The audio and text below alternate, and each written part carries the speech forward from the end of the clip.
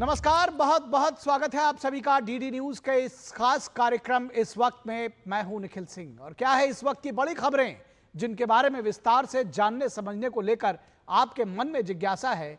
क्या है इन खबरों के मायने, क्या है इनके पीछे का एजेंडा। दलाई लामा के भव्य जन्मदिन की तैयारियां, आखिर किस तरह से ये तैयारियां हो रही हैं, और जब दलाई लामा कहते हैं कि उनको उत्तराधिकारी चुनने का अधिकार है तो इसके क्या है मायने और किसको है परेशानी, इस पर हम बात करेंगे। साथ ही साथ बात होगी भारत के लोकतंत्र की। भारत को मदर ऑफ डेमोक्रेसी कहा जा रहा है, लेकिन कुछ लोग इससे सहमत नहीं थे, तो उनको एक सर्वे ने आईना दिखाया है। किस तरह से भारत मदर ऑफ डेमोक्रेसी साबित हुआ है और किस तरह से भारत के लोग लोकतंत्र को पसंद कर रहे हैं, यह फिर एक बार सामने आया है। और बात होगी महाराष्ट्र के सियासत की, जहां बाजीराव पेशवा को पूजा जा रहा है, लेकिन बाजीराव पेशवा के देश में व्यापारियों पर मराठी न बोल पाने पर थप्पड़ बरसाए जा रहे हैं। आखिर कौन सी है यह सियासत? मराठी मानुष के नाम पर गुंडागर्दी, पेशवा के देश में गरीबों से गुंडागर्दी। होंगे कई अहम सवाल और जवाब, लेकिन सबसे पहले इस वक्त की हेडलाइंस। त्रिनिदाद और टोबैगो में प्रधानमंत्री नरेंद्र मोदी का शानदार अभिनंदन। पीएम ने अपने समकक्ष को उपहार में दी भव्य राम मंदिर की प्रतिकृति। सरयू और महाकुंभ का जल भी किया भेंट। भारतवंशियों की छठी पीढ़ी को ओसीआई कार्ड देने की घोषणा।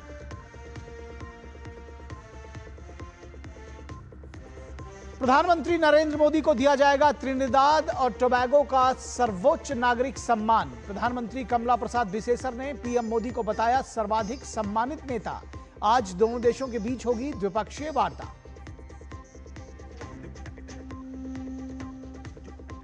पुणे दौरे पर केंद्रीय गृह मंत्री अमित शाह। खड़गवासला में श्रीमंत बाजीराव पेशवा प्रथम की भव्य प्रतिमा का किया अनावरण। कहा भारत के मूल स्वरूप को बचाने में बाजीराव पेशवा का अहम योगदान।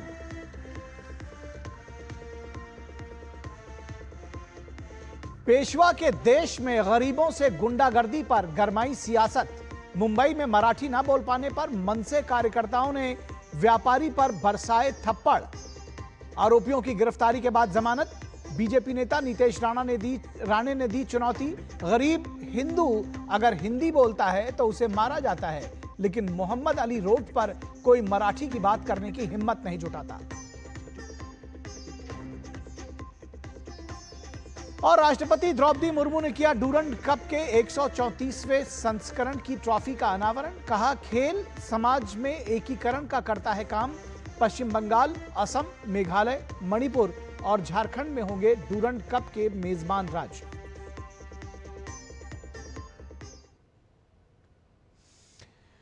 और दलाई लामा के भव्य जन्मदिन की तैयारी इस वक्त में इस खबर के साथ शुरुआत करेंगे। किस तरह से ये तैयारियां चल रही हैं और क्या है इन तैयारियों के मायने, इसके पीछे का एजेंडा भी समझेंगे। बौद्ध धर्म गुरु दलाई लामा का 90वां जन्मदिन इस बार खास है। अनुमान लगाया जा रहा है कि अगले दलाई लामा की चर्चा भी इस खास मौके पर की जा सकती है। 6 जुलाई को दलाई लामा के अनुयायी मैक्लॉडगंज हिमाचल प्रदेश पहुंच रहे हैं। तिब्बती समुदाय के रक्षक के रूप में और विश्व में शांति दूत के रूप में दलाई लामा को जाना जाता है। दुनिया में शांति की वकालत करने वाले धर्मगुरुओं में दलाई लामा की अग्रणी पहचान है। जाहिर है उनके जन्मदिन को भव्य बनाने के लिए लोग दुनिया भर से आ रहे हैं। अल्पसंख्यक मामलों के मंत्री किरेन रिजिजू ने कहा है कि दलाई लामा का पद सबसे महत्वपूर्ण होता है। यह पद केवल तिब्बतियों के लिए ही नहीं बल्कि सभी उपासकों के लिए महत्वपूर्ण है। दलाई लामा के उत्तराधिकारी के बारे में फैसला करने का अधिकार सिवाय दलाई लामा के किसी और का नहीं है। दलाई लामा के जन्मदिन पर हिमाचल प्रदेश पहुंचे किरेन रिजिजू ने कहा है कि मैं एक उपासक के तौर पर भी यहां पहुंचा हूं। तिब्बती बौद्ध परंपरा के मुताबिक दलाई लामा का पुनर्जन्म होता है। मौजूदा 14वें दलाई लामा तेंजिंग ग्यात्सो है। उनके निधन के बाद उनके पुनर्जन्म की खोज धार्मिक तरीके से होती है, लेकिन चीन चाहता है कि अगला दलाई लामा बीजिंग की स्वीकृति से तिब्बत में चुना जाए, जिसके मुताबिक किसी भी पुनर्जन्म को सरकार की मंजूरी जरूरी होगी। दलाई लामा पहले ही साफ कर चुके हैं कि उनके उत्तराधिकारी का फैसला वे खुद करेंगे। दलाई लामा एक धर्मगुरु के साथ साथ एक संस्था के तौर पर देखे जाते हैं, इंस्टीट्यूशन इन हिमसेल्फ, जिस पर पूरी दुनिया के बौद्ध धर्म मानने वालों की आस्था जुड़ी हुई है। इस बात को समझना बेहद जरूरी है। और दलाई लामा का कहना है कि गादेन फोडरंग ट्रस्ट को अगले दलाई लामा के पुनर्जन्म को मान्यता देने का पूरा अधिकार है।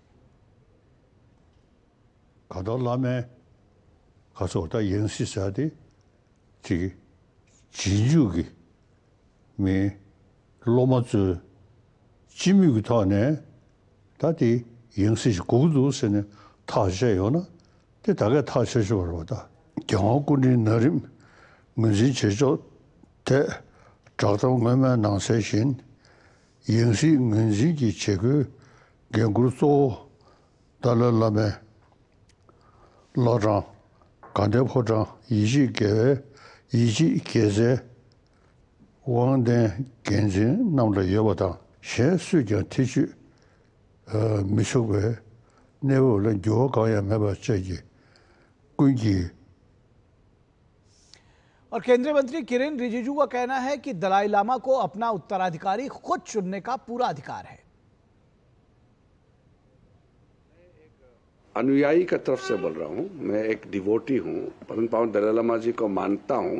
मैं इस नाते कहता हूं कि पूरे दुनिया में परम पावन दलाई लामा जी को जो मानते हैं वो उनका इच्छा है कि दलाई लामा जी खुद तय करेंगे, ये अनुयायी का इच्छा है। मैं भारत सरकार का बिहाफ से या चाइनीज गवर्नमेंट का स्टेटमेंट को मैं कुछ उस पर नहीं कह रहा हूं, मैं किसी का बिहाफ से नहीं कह रहा हूं, दलाई लामा जी का अनुयायी के हिसाब से कह रहा हूं। वहीं केंद्रीय मंत्री किरेन रिजिजू का कहना है कि भारत ने विश्व को युद्ध नहीं बुद्ध दिया है। जितना बुद्ध धर्म को मानने वाले देश है, हिंदुस्तान को जब देखता है तो एक गुरुजी के नजर से देखते हैं। और ये भारत वो पवित्र धरती है जहां बुद्ध धर्म का जन्म हुआ। हिमालय में बच गया था बुद्ध धर्म। तो मोदी जी जब प्रधानमंत्री बने तो उन्होंने संयुक्त राष्ट्र में, यूनाइटेड नेशन में जाकर के पहला उसका भाषण में कहा कि भारत ने दुनिया को युद्ध नहीं बुद्ध दिया है। तो मुझे ये याद आया कि अशोक सम्राट के बाद प्रधानमंत्री पैदा हुआ इस देश में जिसने बुद्ध धर्म को फिर से दुनिया में ले जाने का बात कहा है। तो प्रधानमंत्री मोदी भी इस बात को कहते रहे हैं कि भारत ऐसा देश है जिसने युद्ध नहीं बुद्ध दिया है और हम बुद्ध के अनुयायी हैं। तो बुद्ध के अनुयायी दलाई लामा किस तरह से उनके जन्मदिन की तैयारियां चल रही हैं, इस पर बातचीत करेंगे, इस पूरे मुद्दे पर बात करेंगे। विपिन शर्मा हमारे संवाददाता कांगड़ा से जुड़े हुए हैं। विपिन, किस तरह की तैयारियां हैं? 90वां जन्मदिन है, बेहद महत्वपूर्ण है, क्या जानकारी देंगे? बिल्कुल निखिल, बता दें कि तिब्बती धर्मगुरु दलाई लामा जो है इस बार अपना 90वें जो जन्म दिवस है उसे जो है मैक्लोडगंज में जो है इस बार इसको मनाया जा रहा है। निवास स्थान है जो तिब्बती धर्मगुरु है दलाई लामा, उनका निवास स्थान मैक्लोडगंज है। और ऐसे में विश्व भर से उनके जो अनुयायी हैं वो धर्मशाला पहुंचने शुरू हो चुके हैं, चाहे निर्वासित तिब्बती सरकार के सांसद हो, चाहे विदेशों से उनके अनुयायी हो, बौद्ध धर्म को मानने वाले हो, तमाम ऐसे लोग हैं जो लगातार इस जो जन्मदिन है उसमें शामिल होने के लिए धर्मशाला पहुंच रहे हैं, जिससे पर्यटन को भी जो है 4 चांद लग रहे हैं। और काफी जो यहाँ पर उम्मीद की जा रही है कि 2 से 2.5 लाख लोग जो है इस दौरान जो है दलाई लामा के जन्मदिन के अवसर पर धर्मशाला जो है वो पहुंचेंगे। इसको लेकर तमाम तैयारियां जहाँ तिब्बती प्रशासन द्वारा जो है वो की जा रही है। मैक्लोडगंज में जो दलाई लामा टेम्पल है वहां पर इस कार्यक्रम का आयोजन जो है वो 6 तारीख को किया जाएगा, यानी रविवार के दिन। और इस कार्यक्रम को लेकर हम बता दें कि कई जो अभी तक सूचना प्राप्त हुई है उसमें 2 केंद्रीय मंत्रियों के आने की जो बात है वो सामने आ रही है। इसके अलावा 2 मुख्यमंत्री भी इसमें शिरकत कर सकते हैं। जो केंद्रीय मंत्री किरेन रिजिजू है उनका कार्यक्रम तो तय हो चुका है, लेकिन अभी दूसरे केंद्रीय मंत्री का कार्यक्रम तय नहीं है। वहीं अरुणाचल के मुख्यमंत्री का भी यहाँ पर आने का कार्यक्रम जो है वो फाइनल हो चुका है। इसके अलावा भी प्रदेश के तमाम चाहे राजनीतिक हस्तियां हो, चाहे विभिन्न क्षेत्रों से जुड़ी हुई हस्तियां हो, वो तमाम जो है धर्मशाला जो है दलाई लामा के जन्मदिन को लेकर पहुंचेगी। और इस बार ये जन्मदिन खास इसलिए भी कहा जाएगा निखिल, क्योंकि में जो है इस बार दलाई लामा अपने उत्तराधिकारी की घोषणा जो है इस दौरान जो है कर सकते हैं। ऐसे कयास लगातार लगाए जा रहे हैं और इसको लेकर के, क्योंकि अगला दलाई लामा जो चुना जाना है एक लंबी प्रक्रिया है। एक तिब्बती जो धार्मिक आस्था है उसके अनुसार जो है वो इस प्रक्रिया को जो है वो किया जाएगा। और साफ तौर पर दलाई लामा और जो निर्वासित तिब्बत सरकार के प्रधानमंत्री वो कह चुके हैं कि इस प्रक्रिया में किसी भी अन्य का जो है दखल जो है वो बर्दाश्त नहीं किया जाएगा और ये पूरी तरह से एक स्वतंत्र प्रक्रिया होगी। तो तमाम तैयारियां जो है इसको लेकर जारी हैं। जी निखिल। बिल्कुल, इस प्रक्रिया के बारे में भी अगर आपको जानकारी हो हमारे दर्शकों को बताएं, कैसे चुना जाता है अगला दलाई लामा, उत्तराधिकारी चुने जाने की प्रक्रिया क्या है? बिल्कुल, जो तिब्बती या बौद्ध धर्म है उसमें एक लंबी प्रक्रिया है दलाई लामा चुनने की। ऐसा माना जाता है कि पुनर्जन्म जो है एक तरह से जो है वो दलाई लामा का होता है।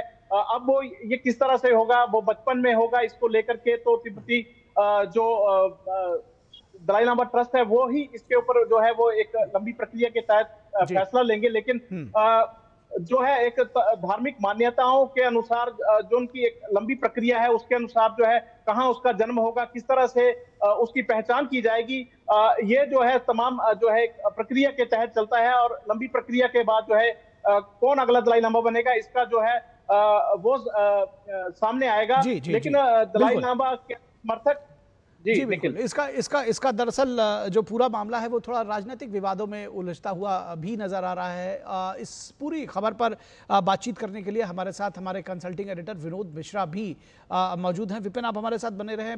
विनोद जी, आपसे ये समझना चाहेंगे, एक तो ये प्रक्रिया किस तरह से होती है दलाई लामा चुने जाने की, बहुत जिसको कहते हैं कि जटिल प्रक्रिया बताई जा रही है, और उसके साथ ही साथ जब ये कहा जा रहा है कि दलाई लामा को अपना उत्तराधिकारी चुनने का अधिकार है, इस स्टेटमेंट के क्या मायने हैं, क्या इसके पीछे की बात को समझा जाए, कैसे समझे इसको? निखिल, पहले तो ये 6 जुलाई को जो दलाई लामा के 90वां बर्थडे है, जन्मदिन की एक भव्य तैयारी है। हम लोग अपनी तरफ से पहले ही शुभकामना उनको दे दें। दलाई लामा की जन्मदिन की ढेरों शुभकामना के साथ, दलाई लामा एक नाम नहीं है, दलाई लामा एक संस्था, इंस्टीट्यूशन है।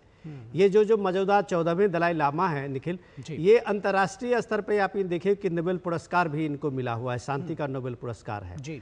तो दलाई लामा का एक व्यक्तित्व जो पूरी दुनिया में है, एक धर्मगुरु के साथ साथ एक शांति के, और उसके साथ साथ पूरी और दूसरों धर्मों के बीच में एक कोऑर्डिनेशन को लेके, बात करने को लेके दलाई लामा की एक बड़ी हस्ती है पूरी दुनिया में।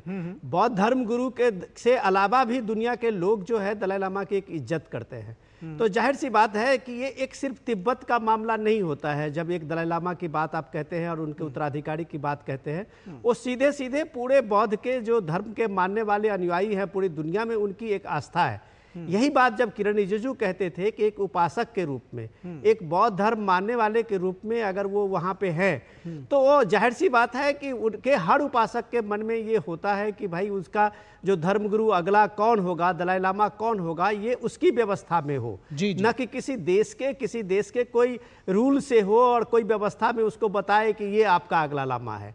तो ये एक सेंसिटिव मामला आप कह सकते हैं कि भले ही हो, लेकिन जब आस्था की बात हो, संस्कृति की बात हो, परंपरा की बात हो, तो ये तिब्बत की संस्कृति से ज्यादा पूरे दुनिया के जो बौद्ध मानने वाले करोड़ों लोग हैं, उनके आस्था के दलाई लामा हैं। तो अगर वो दलाई लामा इस बात को उन्होंने कहा है कि भाई हमने तिब्बत के उन सारे लोगों से राय मशविरा की है, जो भी आपने साउंड बाइट सुनाया था, और उन्होंने उस तरह से उनको एक अधिकृत किया है इस बात को लेके कि अगला दलाई लामा कौन होगा, इसका निर्णय वो खुद करेंगे। तो आने वाले समय में जो परंपरा उनकी रही है कि ये पुनर्जन्म से इसको जोड़ा गया है कि लामा कौन होगा, ये उसके मृत्यु के बाद, उनके मृत्यु के बाद ही उसकी एक तहकीकात होती है, उसमें से लामा की खोज होती है, और उसमें लामा को एस्टैब्लिश करके वो धर्मगुरु और बौद्ध भिक्षु के रूप में उसको सामने में लाते हैं। लेकिन ये जो है 90वां बर्थडे को लेके जो पूरी दुनिया के निगाहें हैं, वो इस बात को लेके ज्यादा है कि अगला दलाई लामा कौन होगा, इस बात को लेके कुछ न कुछ वो इशारा कर सकते हैं। और जो भी करे, दलाई लामा एक इंस्टीट्यूशन है, ये बात पूरी दुनिया मानती है। विनोद जी, आपने अपनी बात बताई, दरअसल इसी को लेकर सबकी निगाहें भी हैं और भव्य तैयारियां हैं, जैसा कि अभी विपिन ने बताया, और उस तैयारियों में निश्चित तौर पर इस बात पर सभी जानना चाहेंगे। शायद लोगों के मन में जिज्ञासा है कि क्या कुछ दलाई लामा इस विषय पर कहते हैं। फिलहाल बहुत शुक्रिया आपका विनोद जी, और विपिन आपका भी शुक्रिया हमारे साथ जुड़ने के लिए। और यहाँ रुकेंगे एक छोटे से ब्रेक के लिए, और ब्रेक के बाद जब वापस लौटेंगे तो चर्चा होगी कि भारत मदर ऑफ डेमोक्रेसी न सिर्फ है बल्कि बार बार साबित भी हुआ है, और इस देश के लोकतंत्र पसंद लोगों ने इसको साबित किया है। रुकेंगे एक ब्रेक के लिए।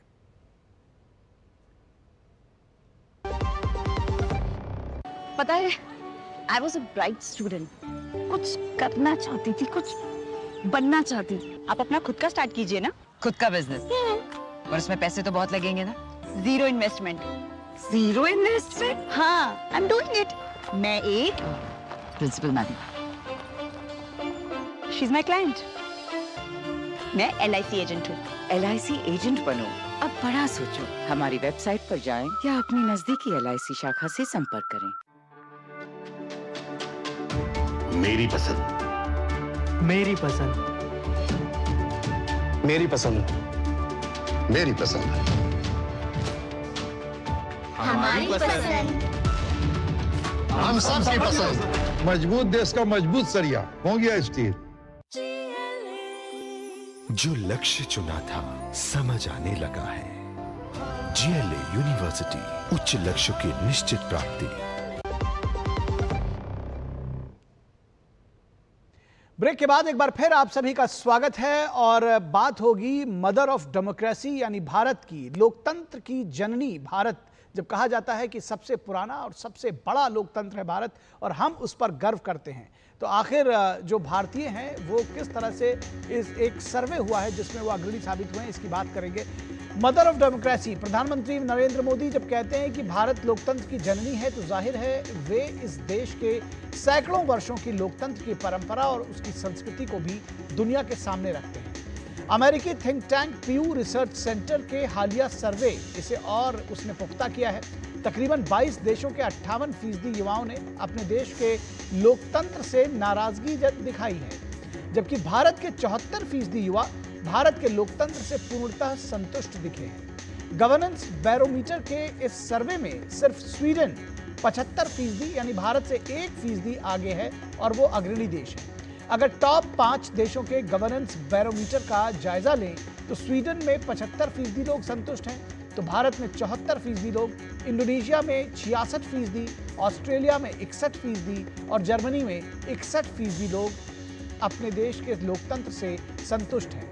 वहीं ग्रीस के यानी कि यूनान के 81% लोग, मिस्र के अपने 81% लोग अपने देश के लोकतंत्र से खुश नहीं हैं। जापान के 76%, साउथ कोरिया के 71%, स्पेन के 69%, इटली के 67% लोग अपने देश के लोकतंत्र से नाखुश हैं। हैरानी की बात यह है कि जो देश भारत को लगातार लोकतंत्र का पाठ पढ़ाते रहे हैं, वहां के 58% लोगों ने अपने मुल्क के लोकतंत्र से अपने को नाखुश बताया है, वो खुश नहीं है। पीयू रिसर्च सेंटर का दावा है कि दुनिया भर में लोकतंत्र से नाखुश लोगों की तादाद बढ़ रही है। हर साल असंतुष्ट लोगों की फीसदी में इजाफा हो रहा है। ऐसे हालात में भारत में लोकतंत्र और गवर्नेंस को लेकर 74% लोगों की संतुष्टि एक बड़ा उम्मीद जताती है, एक बड़ी बात बताती है। उससे भी बड़ा सवाल यह है कि लोकतंत्र खतरे में, संविधान खतरे में का नैरेटिव गढ़ने वाले विपक्ष के लोग और खासकर कांग्रेस को क्या पीयू सर्वे आईना दिखा रहा है। पिछले कुछ समय से भारत में ये आवाज विपक्षी दलों की ओर से सुनाई पड़ रही है कि भारत में लोकतंत्र खतरे में है। अमेरिकी थिंक टैंक की ओर से दुनिया के 31 बड़े लोकतांत्रिक देशों में भी ये सर्वे किया गया कि वहां लोग लोकतांत्रिक व्यवस्था से खुश हैं या नहीं, और सर्वे में आपने देखा कि क्या परिणाम आया, लेकिन अधिकांश लोगों ने ना कहा है। बड़ा सवाल है कि लोकतंत्र को लेकर पश्चिमी अवधारणा को मानक मानने वाले बुद्धिजीवी अपने भारत के मिजाज को समझें, जहां लोकतंत्र सिर्फ शासन व्यवस्था नहीं बल्कि संस्कार भी है। तो भारत में लोकतंत्र सिर्फ सिस्टम नहीं बल्कि संस्कार भी है, और प्रधानमंत्री नरेंद्र मोदी ने भारतीय लोकतंत्र के लिए कहा कि लोकतंत्र एक सिस्टम नहीं बल्कि संस्कार है, और घाना की संसद को वो संबोधित कर रहे थे, उस दौरान उन्होंने ये कहा। India is the mother of democracy. हमारे लिए लोकतंत्र एक सिस्टम नहीं बल्कि संस्कार है। हजारों वर्षों से लोकतंत्र ने भारतीय समाज को निरंतर गति दी है। The Rigveda, one of the world's oldest scriptures, says, "Ano bhadraha kratavo yantu vishwatah." It means let good thoughts come to us from all directions. This openness to ideas is the core of democracy. India has over 2,500 political parties. I repeat, 2,500 political parties. 20 different parties governing different states. 22 official languages. Thousands of dialects. This is also the reason that people who came to India have always been welcomed with open hearts. तो आपने सुना कि प्रधानमंत्री ने घाना की संसद को संबोधित किया तो बताया कि यहाँ पर 2,500 पार्टियां हैं और 20 दल ऐसे हैं जो 20 अलग अलग राज्यों में गवर्न कर रहे हैं। तो आप समझ सकते हैं कि मत भिन्नता भी है, विषमता भी है, उसके बावजूद एकता है और यही भारत के लोकतंत्र की ताकत है। और सबसे बड़ी बात है कि ये जो सर्वे हुआ है इसमें भी कहा जा रहा है कि 74% लोग, 74% युवा जो देश को बदलने वाले हैं, वो युवा कहते हैं कि हम अपने देश के लोकतंत्र से संतुष्ट हैं, उस पर गर्व करते हैं। लेकिन कुछ लोग ऐसे भी हैं जो ये इस नैरेटिव को पूरी दुनिया भर में फैलाते रहे कि भारत में लोकतंत्र खतरे में है। क्यों? क्योंकि उनकी सत्ता उनके पास से चली गई है। कुछ समय पहले आपको याद होगा राहुल गांधी कहते फिर रहे थे कि भारत में लोकतंत्र नाम की कोई चीज नहीं रह गई है। आइए आपको सुनाते हैं। ये आप किस देश की बात कर रहे हो? ये कौन सी देश की बात कर रहे हो? डेमोक्रेसी? या मतलब कौन से देश की बात कर रहे हो? इंडिया की बात कर रहे हो? इंडिया में कोई डेमोक्रेसी नहीं है। डेमोक्रेसी इंडिया में ये मतलब आपके इमेजिनेशन में हो सकती है मगर रियलिटी में है नहीं। तो ये सवाल भी पूछा जा सकता है राहुल गांधी से कि डेमोक्रेसी कब थी? क्या 1975 में 25 जून 1975 को जब इस देश में आपातकाल लगाया गया था तब डेमोक्रेसी थी?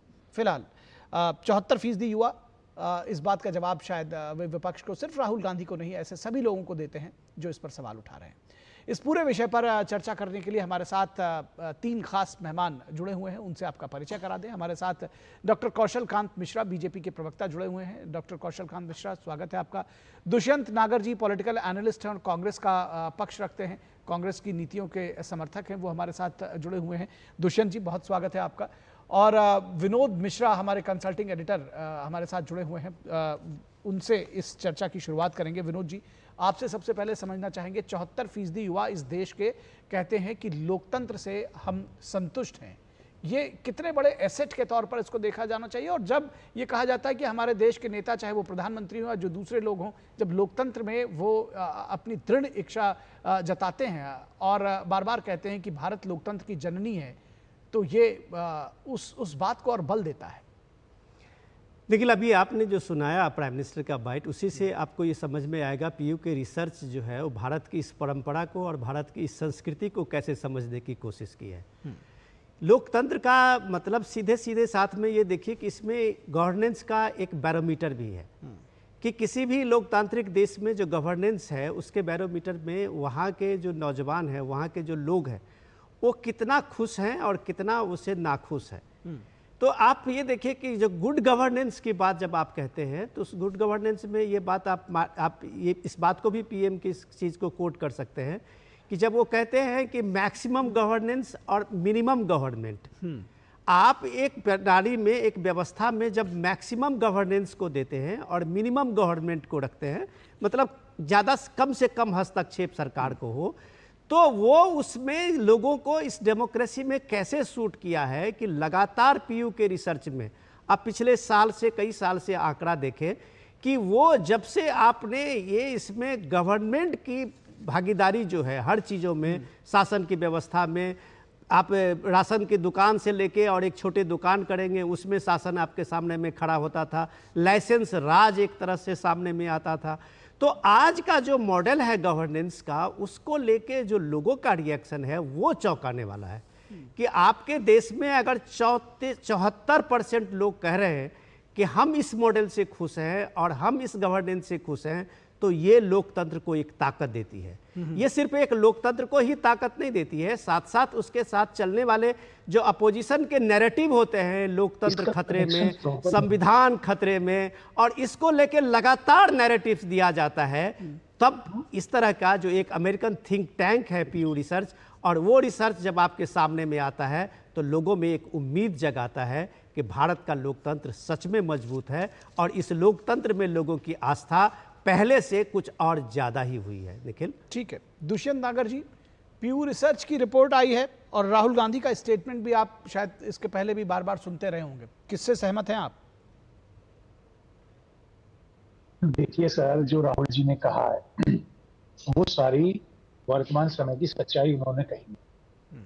देश की संसद में सत्ता सबसे बड़ी कुर्सी पे बैठे हुए लोकसभा अध्यक्ष 150 लोगों को बर्खास्त कर देते हैं, हटा देते हैं। ये रिपोर्ट भी हाल की है। ये रिपोर्ट भी ऐसा नहीं कि कोई वर्तमान की रिपोर्ट भी वर्तमान की है, उसकी बाद का जब स्टेटमेंट दिया उसके बाद का रिपोर्ट है। सर देखिए, मेरा समय है, कृपया मुझे अवसर दीजिए, मैं अपनी बात रख जी जी जी, बिल्कुल कहिए, बिल्कुल कहिए। लोगों को उठा के निकाल दिया जाता है जिनको जनता ने चुन के भेजा है, तो आप कौन से लोकतंत्र की बात कर रहे हैं? परसों हमारे कुछ सांसद और अलग अलग पार्टियों के अध्यक्ष गए थे चुनाव आयोग से मिलने के लिए, बाहर बैठा दिया हमारे जयराम रमेश जी को। आपके हृदय के अंदर इतनी जगह नहीं है? देश के एक सम्मानित प्रतिष्ठित पूर्व मंत्री कैबिनेट, जिनकी दुनिया विद्वता का लोहा पूरी दुनिया मानती है, आप उनको अंदर बुला के उनकी बात नहीं सुन पाए। दरअसल ये आपका चरित्र को दिखाता है। आप लोकतंत्रवादी हैं ही नहीं, आप संवाद नहीं करना चाहते, आप देश में तानाशाही लगाना चाहते हो। आपने कल परसों दिखा दिया कि जयराम रमेश अंदर नहीं आ सकते, बाहर बैठे। ये आप कौन सी रिपोर्ट की बात कर रहे हो साहब? ठीक है, आप अपनी बात कह चुके हैं। अब आप इस रिपोर्ट को नहीं मानते, वही बात है। दरअसल ये रिपोर्ट जो भारत के आम नागरिकों का परिचायक है, उस रिपोर्ट को आप नहीं मानते और आप कहते हैं कि 150 लोगों को वहां से निलंबित कर दिया गया। 250 से ज्यादा लोगों को 25 जून 1975 की रात गिरफ्तार कर दिया गया था। तब लोकतंत्र था। जब आपातकाल लगा दिया गया तब लोकतंत्र था।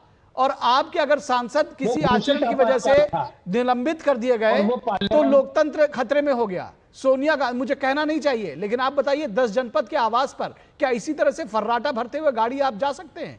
और समय लेकर जाना पड़ता है किसी भी जगह पर।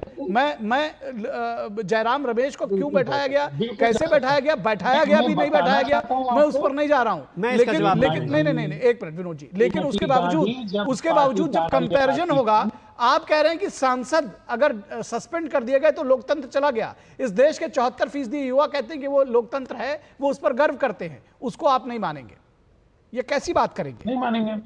ठीक है, मत मानिए, यही ना मानने की तो बात हो रही है। ठीक है, डॉक्टर कौशल कांत मिश्रा ये कह रहे हैं कि इस देश के लोग माने ना माने, लोकतंत्र मानिए लोग से चलता है। ये कह रहे हैं लोग मानते होंगे, हम नहीं मानते। क्या यही लोकतंत्र है? इनका लोकतंत्र तो यही है। जैसा कि कल ही हम आप एक स्टेटमेंट सुन रहे थे, मल्लिकार्जुन खड़गे जी, वरिष्ठ नेता कांग्रेस के अध्यक्ष, कह रहे थे कि हाईकमांड डिसाइड करेंगी। तो वहां पे तो हाईकमांड ही डिसाइड करती है। अभी इन्होंने बड़ी बात की कि जयराम रमेश को बाहर कर दिया। जयराम रमेश एक नेता है, एक कॉमन आदमी है, तो अगर कोई इंतजार कर लेगा तो कोई दिक्कत हो जाएगी क्या? ऐसा क्या दिक्कत हो गई अगर जयराम रमेश जी को इलेक्शन कमीशन ने, मान लीजिए मैं आपकी बात लेता हूँ, बाहर बिठा दिया, इसमें कौन से आप पार्ट टूट पड़ा? हम आप जाएंगे तो हम आप भी तो बाहर बैठेंगे क्या? वो सुपर सिटीजन है क्या? इसमें कौन सी बड़ी बात है? और जो आप कह रहे हैं, दरअसल मानसिकता वही है कि अगर हम कहीं भी पहुंचे तो हम इस देश में कहीं भी पहुंचे किसी से मिलने के लिए तो हमको वेट ना कराया जाए, हम क्यू में नहीं खड़े होंगे क्योंकि हम प्रथम नागरिक हैं। वो केवल सर अब सुन ले, अब उनकी भी सुन लेते हैं, फिर आपके पास आएंगे आपके पास। दुष्यंत जी, कांग्रेस के लोग केवल एक दरबार में खड़े होते हैं जिसका नाम है सोनिया दरबार, हाई कमांड ऑफिस। वहां पे घंटों वेट करेंगे, महीनों तक मीटिंग का टाइम नहीं मिलेगा। लोग उस पार्टी को छोड़ करके चले जाएंगे, दूसरी पार्टी ज्वाइन कर लेंगे, मुख्यमंत्री बन जाएंगे, पर टाइम नहीं मिलेगा। लोग अपने कुत्तों को बिस्कुट खिलाते रहेंगे लेकिन अपने नेताओं और कार्यकर्ताओं से नहीं मिलेंगे। वहां इंतजार करेंगे लेकिन किसी संवैधानिक एजेंसी के सामने इंतजार करने में इनकी बेइज्जती होती है। दूसरी चीज, आप ये कह रहे थे कि कुछ नेताओं को सस्पेंड कर दिया लोकसभा में। अगर लोकसभा में मिसबिहेव करेंगे तो क्या वो सुपर सिटीजन, उनको सस्पेंड नहीं किया जाएगा? आप वो भूल जाते हैं। आप कुछ चुने हुए लोकतंत्र के लोगों की, एमपीज की बात करते हैं कि उनको सस्पेंड कर दिया। उनको सस्पेंड कर दिया गया था। आपकी सरकार ने तो 90 बार पूरे स्टेट की गवर्नमेंट को खत्म कर दिया, चुनाव थोप दिया। कितने लाखों लोगों को आपने इमरजेंसी के दौरान जेल में ठूंस दिया। तो आप जिस तरह की बात करें, आप जरा प्योर रिसर्च पे आ जाए। आप हिंडनबर्ग की रिसर्च मान लेंगे, आप देश के खिलाफ कोई भी एजेंसी बीबीसी की रिपोर्ट मान लेंगे, आप सोरस की फंडेड ओपन सोसाइटी की रिपोर्ट मान लेंगे, सारी रिपोर्ट विदेश की मान लेंगे। अपने ad Washington Post, New York Times में छपेंगी तो उसकी बात आप करेंगे। लेकिन अगर वहीं क्या वॉशिंगटन डीसी की प्यूज रिसर्च, जहां उसका हेड ऑफिस है, वहां से एक रिपोर्ट ऐसी छपी जिसमें भारत के लोकतंत्र की तारीफ हो रही है। यहां बात मोदी जी की नहीं है, यहां भारत के लोकतंत्र की है। यहां भारत के 74% सिटीजन की है जो अपना लोकतंत्र में भरोसा रखते हैं, पर उनसे आपको कोई लेना देना नहीं। आपको तो सिर्फ और सिर्फ भारत कहीं नीचा दिखाया जा रहा हो। जैसे अभी राहुल गांधी बोले ना, लोकतंत्र कहाँ है, कहाँ है, कहाँ है? लोकतंत्र उनकी अपनी पार्टी में नहीं है। लोकतंत्र कहाँ ढूंढ रहे राहुल गांधी? राहुल गांधी को लोकतंत्र कभी नजर ही नहीं आएगा, क्योंकि वो तो हमेशा दूध सिल्वर स्पून लेकर के पैदा हुए थे। ठीक, उनके पिताजी पायलट हुआ करते थे, उनकी माताजी मोम की गुड़िया हुआ करती थी, और सबको एक सत्ता परिवार में मिलती गई। तो वहां पे लोकतंत्र कहाँ नजर आएगा? इनको लोकतंत्र कहीं नजर नहीं आएगा। हाँ, अगर कोई भी रिपोर्ट ऐसी होगी जो भारत की कमियों को उजागर करेगी, चाहे वो गलत ही क्यों हो, चाहे वो डीप स्टेट द्वारा फंडेड ही क्यों ना हो, सब एक्सपोज हो के आ गया, उसके साथ खड़े होंगे। हिंडनबर्ग नहीं चिल्ला रहे हैं, लेकिन प्योर रिसर्च पे चुप्पी साध लेंगे। आप जरा जानने के पहले ये जरूर बताइएगा कि ये प्योर रिसर्च जो छपी है, जिसमें स्वीडन को नंबर 1 पे दिखाया गया, इंडिया को नंबर 2 पे दिखाया गया है, बाकी सारे विदेश की एजेंसीज क्या कह रहे हैं? क्या ये रिपोर्ट गलत है? बता के जाइएगा। कांग्रेस का स्टैंड तो क्लियर होना चाहिए कि वो प्योर रिसर्च को मानती है कि नहीं मानती है। ठीक है, दुष्यंत नागर जी आपके पास आते हैं, उसके पहले आ रहे दुष्यंत जी आ रहे हैं, विनोद जी कुछ ऐड करना चाह रहे हैं। सुन तो लीजिए विनोद जी, अरे विनोद जी कुछ ऐड करना चाह रहे हैं, दोनों लोग की बात का जवाब इकट्ठा दे दीजिए। कुछ ऐड करना चाह रहे हैं जी। बस दुष्यंत जी, मैं आप ही की बात को दोहरा रहा हूँ। आपने कहा इलेक्शन कमीशन की बात कर रहे थे कि आप जयराम रमेश जी को बाहर बिठा दिया गया। ये इसलिए मैं कह रहा था, आधा सच ज़्यादा खतरनाक होता है, पूरा सच जानिए। वो पूरा सच मैं आपको बता रहा हूँ। इलेक्शन कमीशन में जो विपक्ष के सारे लोग गए हुए थे, उसमें यह बताया गया था कि हर पार्टी से 2-2 लोग आएंगे, और यह व्यवस्था थी कि आप बिहार के इलेक्शन के इस पे इंटेंसिव जो सर्वे वहाँ पे चल रहा है, उसके लिए आप लोगों ने जो एक प्रतिवेदन लेके गए थे, तो जैसे प्राइम मिनिस्टर अभी मोदी ने कहा है 2500 पार्टियाँ हैं यहाँ, तो इसलिए वो व्यवस्था दी गई थी कि हर पार्टी से 2-2 लोग जाएंगे। आपके पार्टी से अगर 20 लोग जाएंगे तो अब ये जयराम रमेश तय करें कि पहले नंबर पे हैं या 20वें नंबर पे हैं। लेकिन सवाल है, आपके पार्टी के लोग वहाँ थे, वो आप नहीं बता रहे हैं। अभिषेक मनु सिंघवी का आपने साउंड बाइट भी सुना होगा, पत्रकारों से मिलते हुए प्रेस कॉन्फ्रेंस भी सुना होगा, वो डेमोक्रेसी आपको नहीं दिखेगी। जयराम रमेश को बाहर बैठने का आपको दिख गया। अब सवाल है कि इस रिसर्च पे आइए। ये अमेरिकन थिंक टैंक का ये पीयू सर्वे का पीयू रिसर्च सेंटर जो है नागर साहब, वो दुनिया में इस तरह का एक सबसे स्पेशल माना जाता है। वो खुद अमेरिका की डेमोक्रेसी की चिंता कर रहा है कि अमेरिका में जो असंतुष्ट लोग हैं डेमोक्रेसी से, उनकी तादाद बढ़ रही है।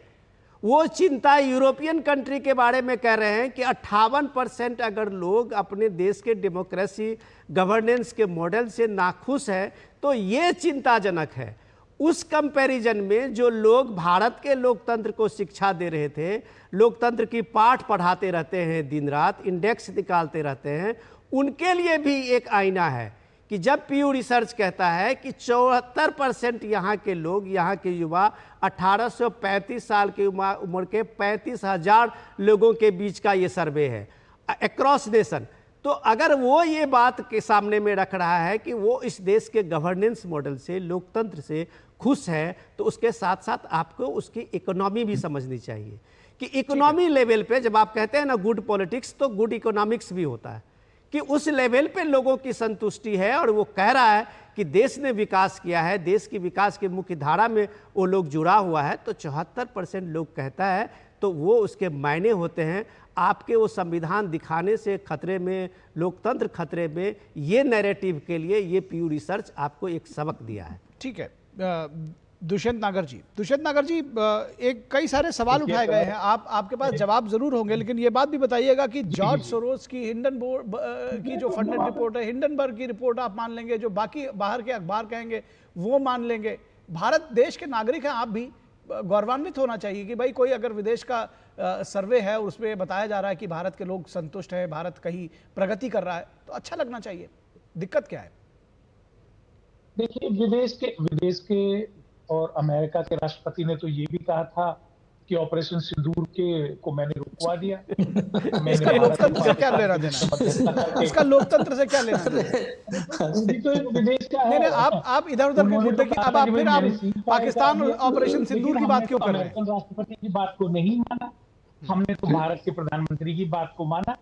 हम तो मानते हैं कि भाई भारतीय सेना को उधर से कॉल आया और सीज फायर हुआ। हम विदेशियों की बात पर नहीं मानते जी, हम तो विदेशियों से लड़ते रहे हैं जो भारत के खिलाफ थे। हम तो भारत के लोगों को मानते हैं और भारत की जनता, यानी कि अगर भारत, अगर कोई सर्वे होगा और उसमें भारत की तारीफ भी होगी तो भी नहीं मानेंगे। चलिए, आप कह रहे हैं तो मान लेते हैं। वैसे आप स्वतंत्र हैं मानने ना मानने के लिए, क्योंकि आपके नेता नहीं मान रहे हैं, वो तो कह रहे हैं कि तो मेरी तरफ से कोई फोर्स नहीं है, मेरी तरफ से कोई फोर्स नहीं है, आप चाहे तो ना माने, मतलब मुझ पे ये मान के मेरे ऊपर दया मत दिखाइए। ये आप स्वतंत्र हैं क्योंकि आपके नेता नहीं मान रहे हैं, वो तो कह रहे हैं कि भारत में लोकतंत्र नहीं है, वो दुनिया भर में घूम घूम के कह रहे हैं। भारत के नागरिक इस बात को कह रहे हैं कि वो संतुष्ट है और मुझे इस बात का संतोष है। आप आगे अपनी बात कहिए। देखिए, मुझे बड़ी आशा थी और उम्मीद थी कि मिश्रा जी जयराम रमेश जी के मुद्दे पे मेरा साथ देंगे और कल तो मैं फैक्ट्स रखा सर आपके सामने में, अब आप तय कर लीजिए। जो चरित्र था ये उसकी आलोचना करेंगे और कहेंगे कि उनको अंदर ले जाना चाहिए था। और जयराम रमेश जी के लिए जैसे उन्होंने कहा ना कि जी वो एक साधारण व्यक्ति, बिल्कुल हम सब साधारण व्यक्ति हैं। अच्छा, आप कहेंगे कि मैं बीच में बोल रहा हूं, मुझे तो लग रहा था कि शायद इस बात पर संतोष होगा आप लोगों को कि भाई ये क्या ऐसी वजह रही कि उनको उन दो लोगों में शामिल नहीं किया गया, उनको तीसरे नंबर पर ढकेल कर बाहर कर दिया गया। ये तो मुझे कुछ इंटरनल पॉलिटिक्स लगती है। फिलहाल आप उस पॉलिटिक्स पे जा नहीं रहे। वैसे आप अपनी बात कहिए क्योंकि ये डिरेल हो जाएगी हमारी चर्चा। दुष्यंत जी, चुनाव आयोग से श्री जयराम रमेश जी नित्य देश के हित में सवाल पूछने का कार्य करते हैं, इसलिए उनको मिलने का समय नहीं दिया गया। क्या ये लोकतांत्रिक आचरण है? कांग्रेस के दो लोग गए थे या नहीं, ये बताइए। निश्चित रूप से एक अधिनायक नहीं, कांग्रेस के दो लोग गए थे या नहीं? नहीं, आप यहाँ इस तरह से बोलकर नहीं जा सकते। कांग्रेस के दो लोग गए थे या नहीं दुष्यंत जी? प्रति पार्टी दो लोगों को बुलाया गया था, दो लोग गए थे या नहीं? कांग्रेस के लोकसभा, राज्यसभा विधायक आप क्या बात कर रहे हैं? अच्छा, देश की सबसे बड़ी, सबसे पुरानी पार्टी के अगर 4 प्रतिनिधि चले जाते तो भारत के लोकतंत्र क्या कोई डर खतरा? ऐसे ही तो यानी कि कोई व्यवस्था है, इसको आप लोकतांत्रिक व्यवस्था मानते हैं कि जब सब बाकी 2 जाएंगे तो हम 4 जाएंगे। ये ठीक है, लोकतंत्र है, ये आपका लोकतंत्र है। आपने अपनी बात कह दी, ठीक है, आपने अपनी बात कह दी, आपकी मंशा भी स्पष्ट हो गई, समझ में आ गया। कौशल कांत मिश्रा जी, ठीक है। दुष्यंत जी, आप तो राहुल गांधी के प्रवक्ता हो गए, कांग्रेस के प्रवक्ताशिप छोड़ करके। अरे ऐसी बात क्यों करते भाई? क्यों, जब सारी पार्टियों के 2 लोग जा रहे हैं तो आपकी पार्टी के 4 लोग क्यों जाएंगे? ये लोकतंत्र चलाते हैं। एक्चुअली कांग्रेस यही वाला लोकतंत्र चलाती आई है, क्योंकि उनकी तरफ अगर एक परिवार का एक आदमी है तो दूसरी तरफ पूरी पार्टी भट्टे में चली जाए कोई फर्क नहीं पड़ता। और कांग्रेस के सारे लोग दरबारी नेता हैं, जो उस दरबार के साथ रहता है वही कांग्रेस में सक्सेसफुल होता है, अदरवाइज जो उस दरबारगिरी को नहीं करता तो निकाल दिया जाता है। आप ये सोचिए निखिल जी, आपको वो याद होगा ना, वो मध्य प्रदेश में वो इलेक्शन समय कागज भरा जा रहा था चुनाव आयोग में, जब उनका अध्यक्ष कमरे के बाहर था और कांग्रेसी चुप थे, तो मुझे नहीं लगता जयराम रमेश को अगर लोकतांत्रिक व्यवस्था में इंतजार करने के बाद अगर उन्हें इंतजार करना पड़ रहा है, तो मुझे नहीं लगता कि किसी भी कांग्रेस के नेता को आकर के टीवी पे इस तरह का भ्रम फैलाना चाहिए और लोकतंत्र पे सवाल उठाना चाहिए। भारत का लोकतंत्र इंटरनेशनल एजेंसी ने कंफर्म किया है, 74% लोगों ने कंफर्म किया है, और कहीं पर भारत की तारीफ हो रही है तो कांग्रेस के पेट में दर्द तो होगा, क्योंकि कांग्रेस की व्यवस्था यही रही है। राहुल गांधी जी जब विदेश जाते हैं, विदेश की धरती पर जाकर के लोकतांत्रिक व्यवस्था पे सवाल उठाते हैं, भारत के खिलाफ बोलते हैं, भारत के सनातन के खिलाफ बोलते हैं, सनातन का विरोध करते हैं, और जिस तरीके से देखिए यहाँ के लोग संतुष्ट इसलिए हैं क्योंकि उन्हें अपने लोकतंत्र में भरोसा है, उन्हें मोदी जी की लोकशाही में भरोसा है, जिस तरीके से वो देश को चला रहा है, जिस तरीके से फ्रेजाइल 5 से निकाल करके 5वीं से अब 4थी इकोनॉमी पे ले आए हैं, तो देश के लोग खुश हो रहे हैं। देश में हर चीज आप देखिए, दुनिया का सबसे बड़ा हेल्थ केयर का इंफ्रास्ट्रक्चर, हेल्थ इंश्योरेंस, दुनिया का सबसे बड़ा हेल्थ इंश्योरेंस मोदी जी ने दिया, जिसमें सभी लोग साहब के ज्यादा के लोग मुफ्त में हैं। तो अगर इस तरह की व्यवस्था, इस तरह का लोकतंत्र हो रहा है तो देश के लोग संतुष्ट हैं। और जो 75 लोग नहीं, कौशल कांत जी, ये सारी बातें जो आप बताते हैं, ये सब जो आप कह रहे हैं, यही वजह है कि दुष्यंत नागर जी इस बात को नहीं मानने को तैयार हैं। दरअसल इस बात को अगर आप ऐसे रखें कि 140 करोड़ का देश है, सिर्फ प्रधानमंत्री मोदी का या विनोद मिश्रा का या निखिल सिंह का या आपका किसी का देश नहीं, हम सब का देश है। अगर आप इसको इस तरह से रखें, नहीं, मैं तो सिर्फ ये कह रहा हूं, मैं तो सिर्फ ये कह रहा हूं, शायद दुष्यंत नागर जी को यही दिक्कत है। क्या दुष्यंत नागर जी कुछ ऐड ऑन करना चाह रहे हैं? देखिए जी, मैं तो ये कह रहा हूं कि अभी 20 तारीख से संसद आहूत होने जा रही है, वहां भारतीय जनता पार्टी के लोकतांत्रिक आचरण का उन्हें एक बार समीक्षा हो जाएगी। जब विपक्ष के हमारे नेतागण बोलेंगे कि किस तरह से बर्ताव, यानी कि सांसदों का आचरण ही ये सिद्ध करेगा कि इस देश में लोकतंत्र है या नहीं। जहां कई बार मैं कहना नहीं चाह रहा हूं किस तरह के गैर लोकतांत्रिक और असंसदीय आचरण इस संसद में हो चुके हैं, राज्य की विधानसभाओं में माइक उखाड़ लिए गए हैं, वहां उनका आचरण तय करेगा। इस देश में अगर कोई सर्वे होता है जहां पर 74-75% लोग कहते हैं कि हम संतुष्ट हैं इस देश से, आप उसको सरकार की उपलब्धि के साथ जोड़ते हैं, आप उसको लोगों की मानसिकता के साथ क्यों नहीं जोड़ रहे? मुझे यही सबसे बड़ी बात एक समझ में नहीं आ रही है। आप इसको क्यों इसको मोदी की उपलब्धि के साथ जोड़ रहे हैं? इस देश में लोकतंत्र जब से भारत आजाद हुआ है कम से कम रिटन तौर पर है, और हजारों साल पहले से भी था, तो आप इसको क्यों नहीं उस तरह से ले रहे हैं कि भाई लोकतंत्र तो हमारी लीगेसी है, वो होनी चाहिए, है भी। आप इसको ऐसे भी कैसे फाइनल में निकलिए? दुष्यंत जी, अगर आपके पुराने रिकॉर्ड निकाले डीडी न्यूज, तो मुझे नजर आ जाएगा कि जहां आप हिंडनबर्ग के साथ कांग्रेस का समर्थन कर रहे थे, तो कम से कम ऐसी बात बोल करके बच जाइए। आपके बारे में, कांग्रेस के बारे में सच्चाई तो मित्रों की डायरी में लिखा हुआ है। अरे सर दुष्यंत जी, आप पढ़े लिखे आदमी हैं, मित्रों की डायरीज को पढ़ लीजिए, फिर पता चल जाए कितने लोग कितने जगह बिके हुए थे। ठीक है। तो कांग्रेस ने जिस तरीके से सरकार चलाई है, उस तरीके से सरकार चलाना लोकतंत्र नहीं था, और यही वजह से उन्होंने इमरजेंसी लगाई थी। अपने इमरजेंसी की यादें भी है किस तरह से लोकतंत्र छुपाने के लिए जो आप लोगों ने सरकार चलाई थी, वहां लोकतंत्र नहीं था। यही लोकतंत्र है। इस लोकतंत्र में लोकतंत्र की व्यवस्था चलती है, कानून चलता है, प्रोसीजर चलता है, और यही वजह से जो अलोकतांत्रिक नेता होंगे, चाहे मेंबर ऑफ पार्लियामेंट हो, चाहे जयराम रमेश हो, उन्हें नियम को फॉलो करना पड़ेगा। इसी का नाम लोकतंत्र है, इसी का नाम संविधान है।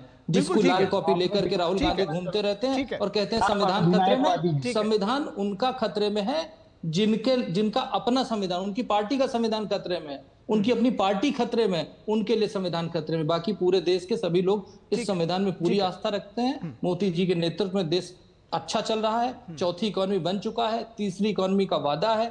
आप देखिएगा वो 2047 तक हम विश्व बंधु के फॉर्म में पूरे विश्व में एक एग्जाम्पल सेट करेंगे। हम विनोद जी कुछ ऐड करना चाह रहे हैं? विनोद जी बिल्कुल कब रह गया? बस लास्ट में चलते चलते आप नागर साहब, मैंने सुना आपका, मैं तो आज सिर्फ इतना ही कह सकता हूं आपके लिए कि आपको बिल्कुल इसके लिए तैयारी नहीं थी। या मुझे लगा कि आप अगर हम इसको पलट देते इस रिपोर्ट को कि लोकतंत्र खतरे में है, तब शायद आप ज़्यादा कंफर्टेबल होते। लोकतंत्र पे अगर लोगों ने संतुष्टि पीयू के रिसर्च में दिया है तो मुझे लगा कि शायद ये डिबेट आपके लिए थोड़ा असहज करने वाला था। नागर साहब, सिंपल समझने की चीज़ एक है कि परसेप्शन से डेमोक्रेसी नहीं चलती।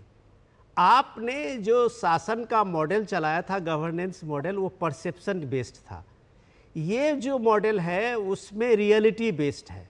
लोग जो फील कर रहे हैं, जो अभी डॉक्टर साहब बता रहे थे कि जो फील कर रहे हैं, लोगों में समृद्धि बढ़ी है, लोगों के पॉकेट में पैसा आया है, कंज्यूमर कैपेसिटी बढ़ी है, तो जाहिर सी बात है कि लोग इस बात की तारीफ करेंगे। आप परसेप्शन बना के सियासत करेंगे तो इस दौर में उस परसेप्शन को लोग अपनी तरफ से नकार रहे हैं। ये समझने की जरूरत है कि पीयू ने लोकतंत्र के कल्चर को आपको एस्टैब्लिश किया है। विनोद जी, आपकी बात आ गई, सबकी बात आ गई, और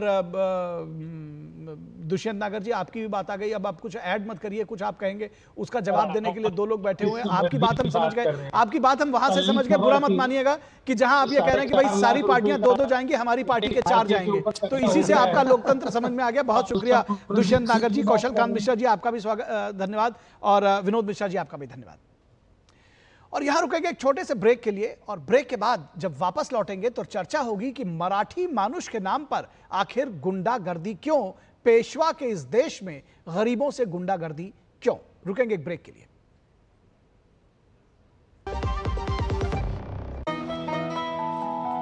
वाह यार, क्या सही हुआ। मेरा भी मन करता है कुछ करने का। मन करता है तो करो, घर की चीजों से टाइम ही नहीं मिलता, और हूँ सिर्फ 10वीं पास। आप LIC की बीमा सखी योजना के साथ जुड़ सकती हो। मैं LIC एजेंट बन सकती हूँ? पूरी ट्रेनिंग भी मिलेगी, मंथली स्टाइपेंड भी मिलेगा। स्टाइपेंड भी? ऊपर से कमीशन अलग। LIC बीमा सखी योजना से जुड़ने के लिए अपनी नजदीकी LIC शाखा से संपर्क करें। LIC बीमा सखी योजना, अपनी शुरुआत अपने हिसाब से।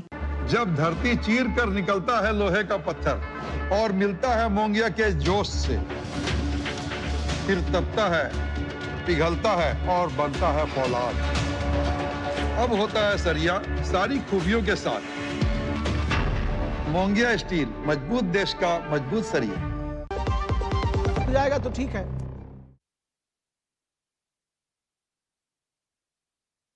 करेंगे मराठी मानुष के नाम पर अत्याचार, गुंडागर्दी, पेशवा के देश में जहां बाजीराव पेशवा की जयकार हो रही है और कहा जा रहा है कि महाराष्ट्र पेशवा के देश है और पेशवा के प्रदेश में गरीबों से गुंडागर्दी हो रही है।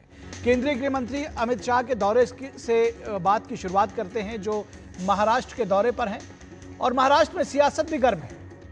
केंद्रीय मंत्री अमित शाह गुरुवार की रात पुणे पहुंचे थे।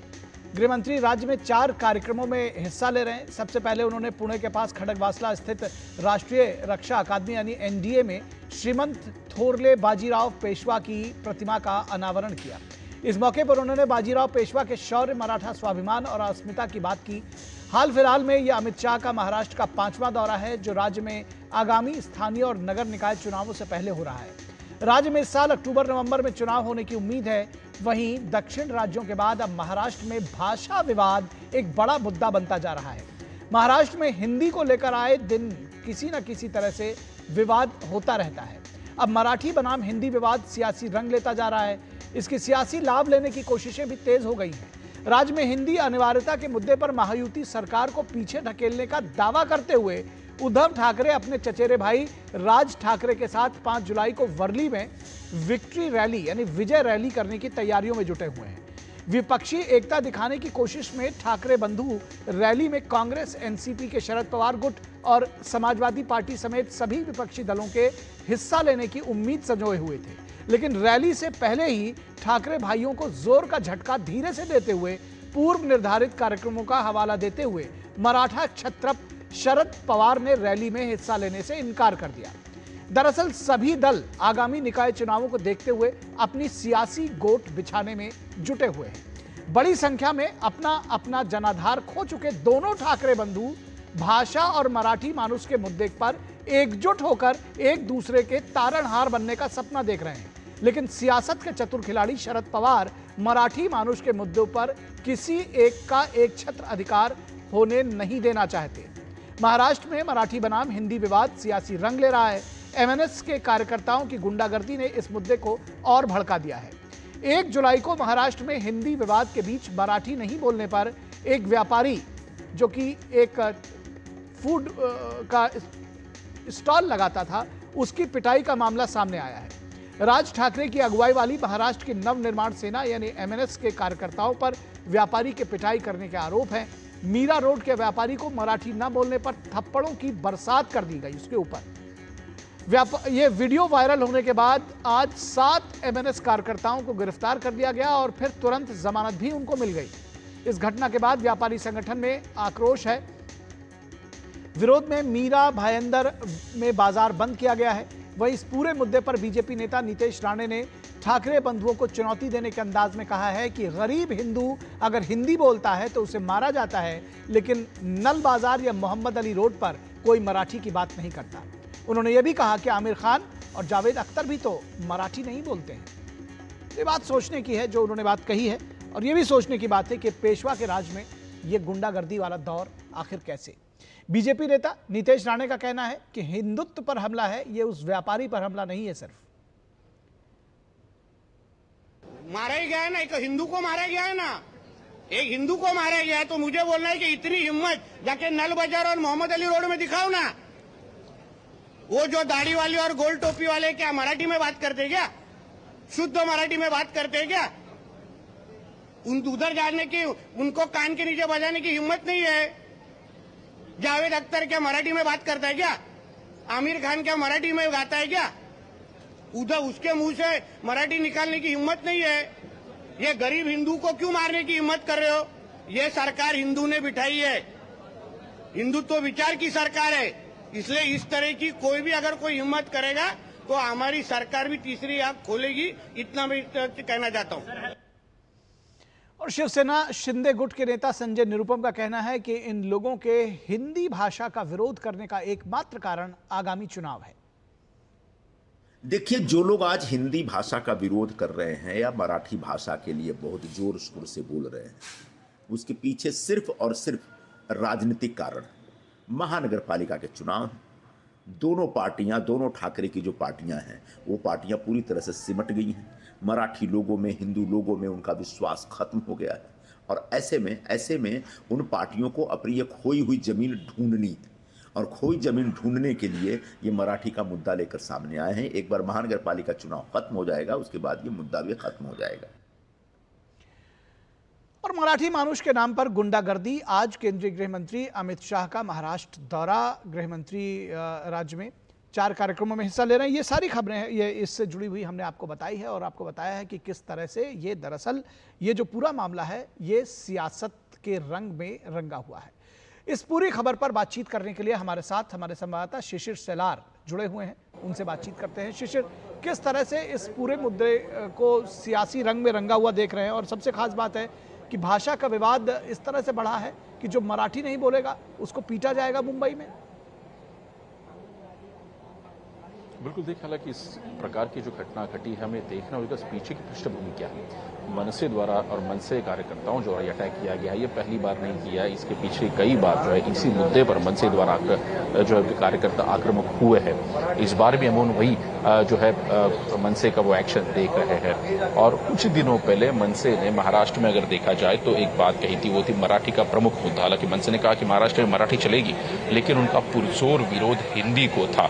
उन्होंने कहा कि हिंदी से कोई बैर नहीं है, लेकिन हिंदी जो है महाराष्ट्र में जो है खासतौर पर सख्ती नहीं की जाएगी बच्चों पर खासतौर पर। तो ये मुद्दा लेके कुछ दिनों पहले मनसे जो है मैदान में उतरी थी। उसके बाद अब देखा हमने कि 30 तारीख की ये घटना है जब एक व्यापारी को जो है मारा गया मनसे कार्यकर्ताओं द्वारा, जब वो मराठी की बात कर रहे थे। जाहिर सी बात है इसके बाद जो घटनाक्रम हुआ है उसको अलग अलग तरीके से सामने हम देख पा रहे हैं। हालांकि मनसे के इस जो एक्शन था उस पर विपक्षी पार्टियों ने हालांकि इस वक्त कहा है कि देखिए, जिस प्रकार से मनसे इस वक्त प्रयास कर रही है, वो चाहती है कि आने वाले महानगर पालिका के चुनाव है, नगर पालिका के चुनाव है, उनमें कहीं ना कहीं अपनी मौजूदगी दर्ज करे और इसीलिए मनसे द्वारा इस प्रकार के जो एक्शन लिए जा रहे हैं, जो कि सिर्फ मराठी मानुस के दिल में कहीं ना कहीं जगह पैदा करने का उनकी तरफ से एक प्रयास है। और उसी के प्रयास के अंतर्गत मैं आपको बताना चाहूँगा निखिल कि कल मुंबई में ही मनसे द्वारा और शिवसेना उद्धव ठाकरे की पार्टी द्वारा आयोजित एक मेळावा भी है, एक जो है सभा आयोजित की गई है, जहां पर जैसे मैंने आपको कहा कि मराठी भाषा के बारे में हालांकि तवज्जो देने के लिए ये सभा आयोजित की गई। तो आप समझ सकते हैं इसके पीछे की पृष्ठभूमि क्या है। अब जबकि बात करें तो किस प्रकार से इस पर जो है कार्रवाई की गई है, हालांकि सरकार ने स्पष्ट कर दिया गया है कि कोई भी कानून अगर हाथ में महाराष्ट्र में लेता है इस मुद्दे पर तो उस पर जो है कानून की प्रक्रिया से तस्वीरें दरअसल विचलित करने वाली हैं इकट्ठा उसके बाद शिशिर, ये तस्वीरें विचलित करने वाली हैं। हमारे पास समय नहीं है, लेकिन फिर भी हम चाहेंगे कि एक छोटा सा सवाल जिस पर आप संक्षेप में जवाब दें। शरद पवार विक्ट्री रैली से बाहर, क्या मायने हैं इसके? बिल्कुल, देखिए हालांकि ये सबसे अब देखना होगा कि कल की सभा और कल के मंच पर जो है कौन से जो है वो बड़े नेता शामिल होते हैं। इससे पहले मनसे ने स्पष्ट कर दिया है कि जो भी मराठी के मुद्दे पर सामने आना चाहेगा वो जाहिर सी बात है इस सभा में आ सकता है। लेकिन सत्ता में इस वक्त राज्य में शिंदे सेना, शिवसेना जो शिंदे पार्टी है, साथ ही साथ बीजेपी है, उनके द्वारा कहा गया है कि ये कोई मराठी का मुद्दा नहीं है, ये राजनीति का मुद्दा इस वक्त मनसे कर रही है। और इसीलिए कल की उनकी मंच पर अगर देखा जाए तो ऐसे कौन से बड़े नेता उपस्थित होंगे, ये बड़ा सवाल है। जाहिर सी बात है महाविकास आघाड़ी द्वारा इसको समर्थन जरूर दिया गया है, लेकिन जैसे हमने कहा कि शरद पवार जो है शायद वो स्वयं उस मंच पर उपस्थित नहीं होंगे। कांग्रेस के बड़े नेता कौन से उस मंच पर उपस्थित होते हैं, ये भी सबसे बड़ा सवाल होगा जो कल देखना होगा। क्योंकि बात ठाकरे बंधुओं की जा रही है खासतौर पर कि दोनों ठाकरे बंधु एक साथ आएंगे, लेकिन ठाकरे बंधु एक साथ आने से क्या महाराष्ट्र में खासतौर पर मुंबई में मराठी का राजनीतिकरण बदलता है या नहीं, समीकरण बदलता है नहीं, ये सबसे प्रमुख सवाल होगा। और जब ये समीकरण बदलता है तो ऐसे में महाविकास आघाड़ी आखिर कहां पे खड़ी होती है, ये भी देखना होगा। जी, कई सारे सवाल हैं जिसका जवाब भविष्य के गर्भ में है, और इस बीच सियासत गर्म है। लेकिन इस सियासत के बीच में जिस तरह से भाषा के आधार पर एक विषमता फैलाई जा रही है, जिस तरह से हिंदी बोलने वालों को या ये कहा जाए कि मराठी न बोल पाने वालों को मारा पीटा जा रहा है, ये तस्वीरें निश्चित तौर पर विचलित करने वाली है। बहुत शुक्रिया इस तमाम बातचीत के लिए शिशिर सेलार। तो इस वक्त के इस अंक में बस इतना ही, इजाजत दीजिए, नमस्कार।